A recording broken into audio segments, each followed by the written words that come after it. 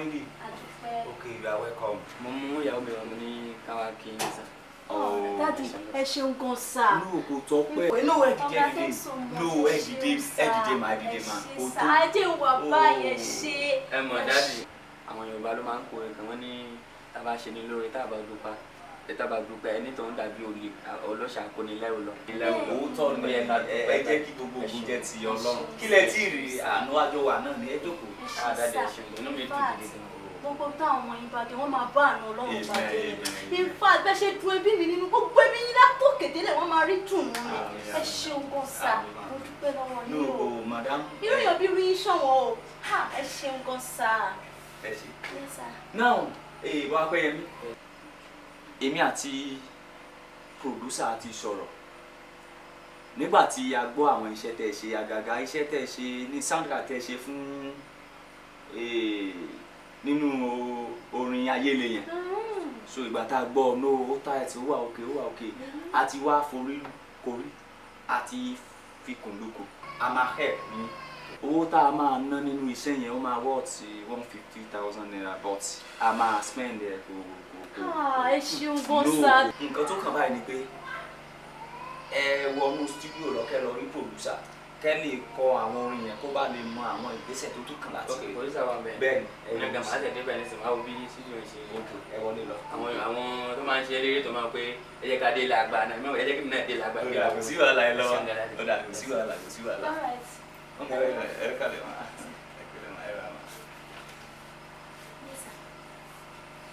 Ṣé nǹkan tí mo fẹ́ sọ fún mi? Mo fẹ́ jẹ́ kẹ́ ìgbà kí n tọ́ ọ̀rọ̀ ni. Ibi tẹ́ ẹ̀ náà ṣẹlẹ̀ yẹn kò sọ́nà bẹ́ẹ̀. Ibi tẹ́ ẹ̀ ń pọ̀ lọ yẹn mo sọ fún yín again kò sọ́nà bẹ́ẹ̀. Nítorí bọ́kùnrin yẹn ṣe wà ní lóòtítọ́ ọkọ mi ni ẹni tí mo fi ṣáájú òní mi àmọ́ kò ṣẹ́ ní tẹ̀lé mi lọ́wọ́. Ẹ̀mí pé kí n jáwọ́ ń bẹ̀ kí ló fà? Ó ṣe wà yẹn inú kòkó ẹyin adìẹ ìyá mi òun ni mo jẹ́ ògo ẹ̀yìn. Nínú kòkó yẹn kòkó mẹ́tàdínlógún ló wà bẹ́ẹ̀ 17 kòkó ló wà bẹ́ẹ̀ tá a dé ọ̀pọ̀lọpọ̀ ògo àwọn èèyàn ìyọ̀rọ̀ adìẹ ló ń bá àwọn ògo wọn ṣe níbẹ̀ o. Ní ara àwọn ògo tí mo dé mọ́ bẹ́ẹ̀ òun ni ògo ọkọ mi wà. So ìtọ́ mi sọ pé kò sọ́nà mi tẹ̀ lọ yẹn ẹ jáwọ́ lápá tí ó yẹ kẹ́ gbé mi lákàná. Ẹ̀mí pé 70 ògo àwọn kan wà nù kòkó mọ̀mọ́ yín láì tí ọkọ yín gan wà níbẹ̀ tí àwọn ìyọ̀rọ̀ adìẹ tó ń bá wọn ṣeré dáadáa correct bó ṣe wáyé wọn ò lè rí nǹkan kan ṣe. Kí n má kẹ́ẹ̀pù ọkọ yín. Bẹ́ẹ̀ ni ṣé ìwé orin ọkùnrin bẹ́ẹ̀ ṣe dùn mọ́lẹ̀ wá yìí o bẹ́ẹ̀ bá tí ṣòkòtò dín yóò bá ti pè méjì ìgbà yẹn lẹnu ń ka yín àmọ́ tẹ́ bá ti ń ráṣọ pààrọ̀ báyìí táyìn náà ti ń ṣe big guy bọ́tà ẹnu ò ní ka yín mọ́ o ìgbà yẹn lè má rí bẹ́ẹ̀ tó ti wà lẹ́yìn kò mọ̀ ṣe mọ́ o ìgbà yẹn lè má rí bẹ́ẹ̀ ó dúdú kò mọ́ra mú kò lọ́yàn kò nídìí wọ́n ẹjọ́ ṣàfihàn báyìí ẹni mú nìkan mi ẹ̀wọ̀n kan ayé ò lè bàjẹ́ a máa jẹun a máa wọṣọ in fact bó ṣe wà yẹn gbogbo nǹkan tó bá nílò tó kéré mo rẹ́dí àti máa provide fún ẹni ò nìkan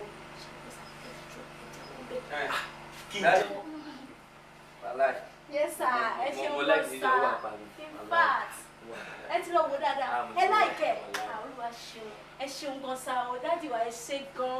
Ṣé ó wà òkè? Ó ti wà òkè ẹ ṣe gan. Ó dáa. Dájú máa ń kí n bè lọ́dọ̀ pé ìgbà òní ká wá. Wo ẹ ṣeun gan dájú ẹ máa kàn sí láìpẹ́ in fact tẹ̀tẹ̀ ti ṣe òun ló ń jẹun ẹ ṣeun gan sá ẹ kàn sí ẹ ṣe o. Kò burú o. A máa kàn sí láìpẹ́ a máa kàn sí láìpẹ́. Ó dáa kò burú. Mo máa retí. Mo máa expect. A máa kọ́ yín. Ẹ bá mi kí àwọn ọmọ o. Àwọn gbọ́. Wọ́n á gbé yẹmí. Ẹ bá mi kí màdámù náà àtàwọn ọmọ. Wọ́n wá gbọ́. Kò sí wàhálà. So mo máa expect ti ìgbà tẹ́ ẹ bá ti mú láàrin ara wa. All right sir, ó dàbọ̀ o. Ẹ kí àwọn ọmọ. Yes sir. Ayé o.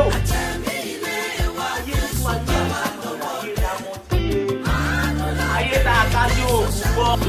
Praise God. A ó rí wípé bí a bá wo ìṣẹ̀lẹ̀ tó ṣẹlẹ̀ níbí púpọ̀ rẹ̀ ló ṣẹlẹ̀ nínú bíbélì ọ̀rọ̀ Ọlọ́run. A ó rí wípé Dèláílà ó ti bá ọkùnrin alágbára nìjẹ́ púpọ̀ ó ti bá a mú fún ọ̀pọ̀lọpọ̀ ọjọ́. Bákan náà Júdásì a rí pé ó bá olùgbàlà jẹ́ ó bá a mú dáadáa fún ọ̀pọ̀lọpọ̀ ọjọ́. Síbẹ̀síbẹ̀ kò kùnà láti ṣe kíni o láti ta olùgbàlà. A rí pé ìránṣẹ́kùnrin yóò mú ọmọbìnrin yìí gẹ́gẹ́ bí ìyàwó rẹ̀ ṣùgbọ́n síbẹ̀síbẹ̀ àjọ ń sùn yẹn ni pé obìnrin bí ọmọ fún ni kò ní kó má ṣe ni láì dá gbàdúrà pé orúkọ Jésù àyànfẹ́ sọ fún Ọlọ́run ogun tó dúró tì mí gẹ́gẹ́ bí iṣẹ́ ọrùn tó ń jà mí. Àwọn Yorùbá máa pòwe wọ́n ní kòkòrò tó ń jẹ ẹ̀fọ́ ìdí ẹ̀fọ́ ló wà. Pé orúkọ Jésù yẹn tó Ọlọ́run fi náà àti àrá bẹ̀ ayé mi wò. Agbára tó dúró tì mí gbágbá bí iṣẹ́ ọrùn tó ń jà mí. Ọlọ́run yá fi náà run wọ́n lórí ayé mi. Àdúrà ẹ̀dá Jésù Olúwa wa. Ẹ gbọ́ bí ìṣẹ̀lẹ̀ bá ṣẹlẹ̀, ìka ènìyàn wà níbẹ̀, òun ní akitiyan rẹ̀ á pọ̀jù lórí ẹni tí wọ́n ṣe láìda láláìmọ̀ wípé ọwọ́ rẹ̀ gangan ni iṣẹ́ ti ṣe. Gbàdúrà sọ fún Ọlọ́run gbogbo ogun ń ṣe mí òun gbà mí nínú ayé mi. Iná ẹ̀mí mímọ́ ó yá jó wọn lónìí. Pariwo àdúrà.